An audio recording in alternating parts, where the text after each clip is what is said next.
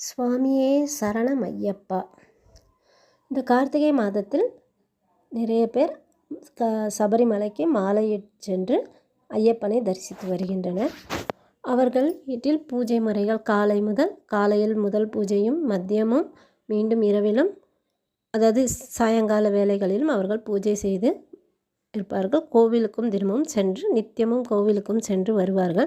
அந்த பூஜை முறைகளை எல்லாம் அவர்களுடைய குருசுவாமி அவர்களுக்கு சொல்லி கொடுத்திருப்பார்கள். பொதுவாக நாம் அந்த பூஜை முறையை பற்றி இப்பொழுது பார்க்க போவதில்லை. இப்பொழுது அனைவருமே ஐயப்பா கோவிலுக்கு செல்வதில்லை. நம்மளால் சில பேருக்கு முடியாமல் ஏதேதோ விஷயங்களால் ஏதோ ஒரு காரணத்தினால் நம்மால் மாலையை போட்டுக்கொண்டு மலைக்கு செல்ல முடியவில்லை. ஆனால் நம்மால் அவர்கள் யார் மாலை போட்டு சபரிமலைக்கு செல்கிறார்களோ அவர்களுக்கு நம்மளால் முடிந்தவரை நாம் அவர்களுக்கு உதவியாக இருக்கலாம்.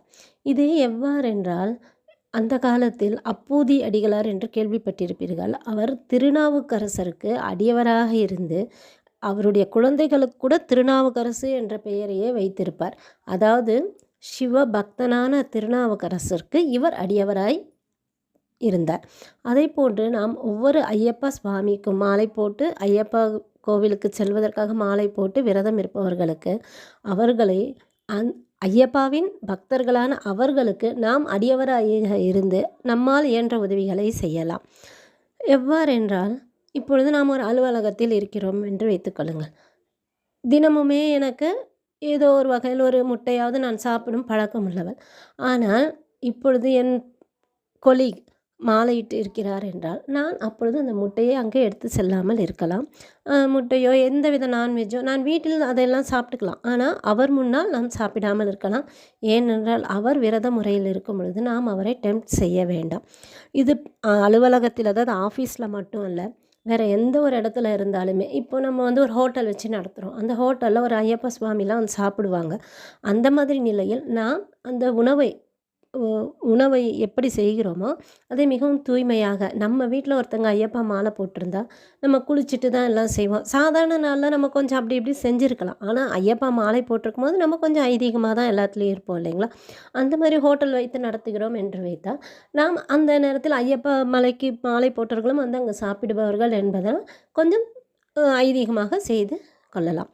அது மட்டும் இல்லாமல் சின்ன சின்ன விஷயங்கள் அவர்களுக்கு நம்மளால் இயன்ற உதவி, அதாவது அதிதி தேவோ பவ என்பார்கள்.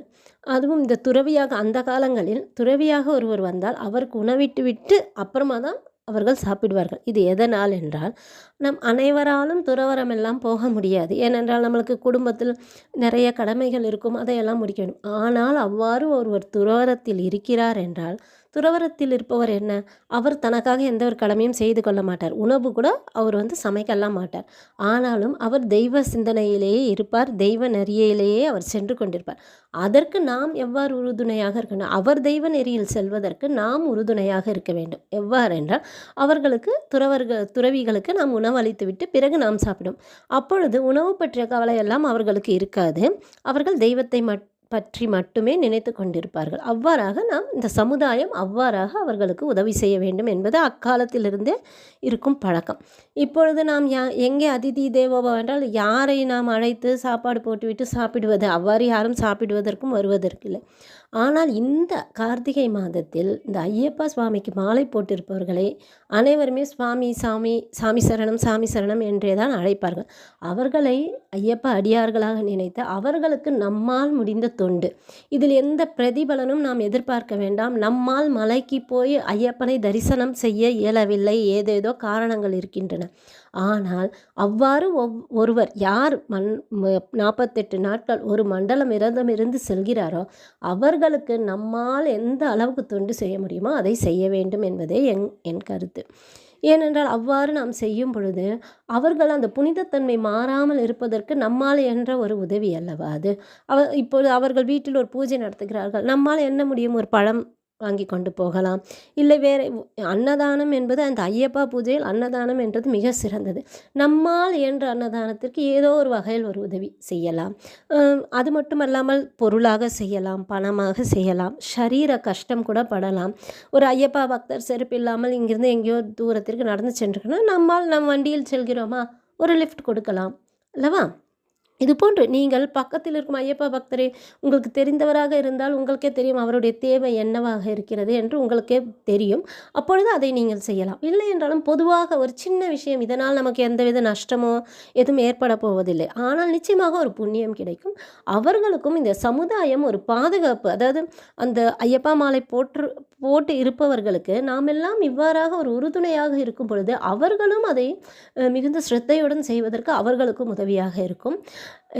எனக்கு தெரிந்தவரை எங்கள் வீட்டிலும் ஐயப்பாவுக்கு மாலை போட்டு சிறு வயதாக இருக்கும் பொழுது என் தந்தை எல்லாம் சென்றிருக்கிறார். அப்பொழுது அந்த வீடே மிகவும் நன்றாக இருக்கும். ஏனென்றால் காலையில் அவர்கள் குளிக்கும்போது அனைவருமே குளித்து விட்டிருப்பார்கள்.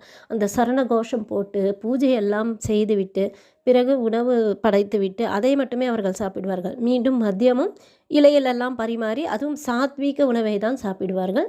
அதனால் அந்த குடும்பத்தில் அனைவருமே அவ்வாறாகவே தானே இருப்போம். எல்லாருமே சாத்வீக உணவையே சாப்பிடுவோம்.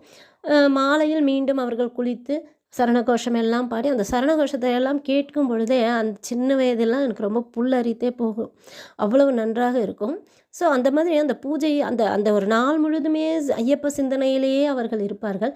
கூட இருக்கும் குடும்பத்தினரும் அதே சிந்தனையில் இருப்பார்கள். அதே மாதிரி சமுதாயத்திற்கு அவர்கள் வெளியில் வந்தாலும் அவர் சுவாமி வருகிறார் என்றால் சாமி சரணம் என்று சொல்லி நம்மளால் முடிந்த இதை நாம் செய்து கொண்டே இருக்கும் பொழுது அதுவும் அவர்களுக்கு சமுதாயத்திலும் ஒரு சப்போர்ட் கிடைக்கிறது என்றால் அவர்கள் இன்னும் சிரத்தையாக அந்த இதை இருப்பார்கள், விரதத்தை மேற்கொள்வார்கள். இதில் நமக்கும் புண்ணியம் வரும்.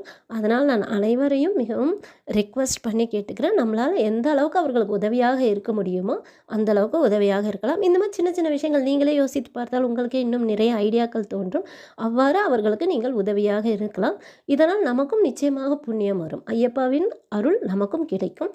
அதனால் அனைவரும் இவ்வாறு நடந்து கொள்ளுங்கள் என்று வேண்டி கேட்டுக்கொள்கிறேன். இது பற்றி உங்களுடைய இந்த கருத்துக்கள் உங்களுக்கு பிடித்திருந்தால் நீங்கள் லைக் செய்யவும். நன்றி. சுவாமியே சரணமையப்பா.